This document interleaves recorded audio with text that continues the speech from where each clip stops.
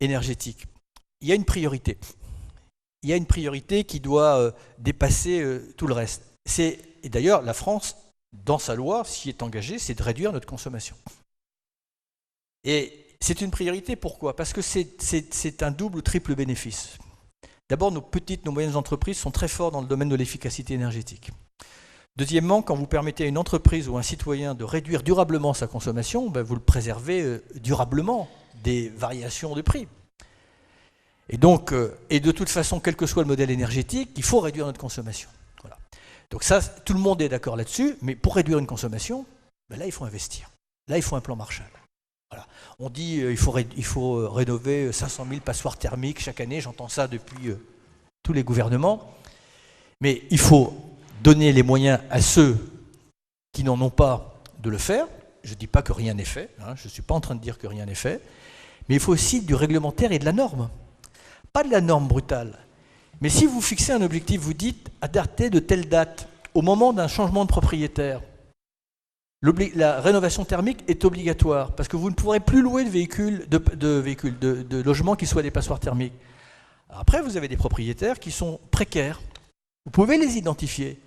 Vous leur donnez le temps et éventuellement vous leur mettez, avec la recette peut-être de la taxe carbone, des outils ou des moyens pour le faire. Et c'est là qu'il faut cette planification, c'est là qu'il faut une méthode. Voilà. Mais si vous mettez un objectif sans identifier les gens qui n'en ont pas et que vous ne mettez pas les moyens, de gouvernement en gouvernement, on refait les mêmes promesses, puis on recrée les mêmes désillusions. Et donc, alors voilà, donc la réduction, je crois, mais pas parce que j'ai rencontré Madame Irma, parce que j'ai vu la promesse présente et à venir du potentiel des énergies renouvelables. Et je pense qu'il faut ne pas exclure, moi je préférais qu'on l'affiche, mais qu'on se donne deux options. Premier objectif, 50% d'énergie renouvelable, 50% de nucléaire, puisque, pour la France, puisque nous avons un parc. On ne ferme pas une centrale comme ça en fermant la clé. Utilisons ce parc avec des critères évidemment de sécurité, le temps que ces centrales puissent continuer à produire de l'énergie. Mais fixons cet objectif de 50%.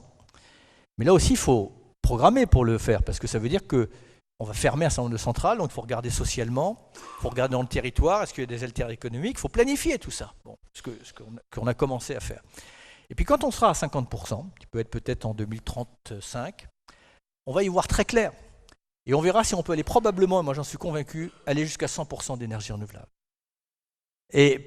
Mais encore faut-il que l'Europe s'harmonise. Encore faut-il qu'il y ait les bonnes interconnexions. Et quel est l'intérêt pour moi de produire majoritairement, voire exclusivement, pour la France, mais pour tous les États du monde, son énergie à partir des énergies renouvelables, ce qui est un Graal totalement possible. Vous changez le rapport de force dans le monde. Aujourd'hui, un État est puissant quand il détient les réserves d'énergie fossile. Et la majorité des conflits auxquels nous avons assisté, le pétrole, le gaz, le charbon n'étaient jamais très éloignés. Quand il y a eu la crise en Ukraine, pourquoi la France a regardé ses pompes? Parce que si on haussait la voix, Gazprom fermait le robinet du gaz. Mais ce qui vaut pour la France vaut pour un État africain. Quand les États africains pourront produire leur énergie avec le soleil, notamment majoritairement, eh bien ils retrouveront leur dignité. Voilà. Et donc je crois beaucoup à l'énergie renouvelable. D'autant plus que le handicap des énergies renouvelables et l'avantage du nucléaire se sont totalement inversés. Le coût du nucléaire, qui était bon marché, il était bon marché parce que nous avons dissimulé des coûts, que nous les avons masqués ou que nous ne les avions pas anticipés. Et le coût des énergies renouvelables a chuté vertigineusement en même temps que le rendement s'est avancé. Donc si on veut emmener les gens, il faut avoir une vision, il faut avoir une ambition. Puis on va rencontrer des aléas, mais on se dit, allez, l'objectif, on verra, on fera peut-être un peu plus vite. Ça, les Chinois, au moins, ils savent faire ça. Ils se fixent des objectifs, puis alors toute la machine se met en route, puis pour finir, ils réalisent leur objectif 5 ans avant. Moi, il faut un objectif de 100% d'énergie. En tout cas, ne pas l'exclure. Un objectif de 100% d'agroécologie. En tout cas, ne pas l'exclure. Et puis après, les règlements, les aides, les subventions, on fait en sorte qu'elles soient cohérentes avec ces objectifs. Oui,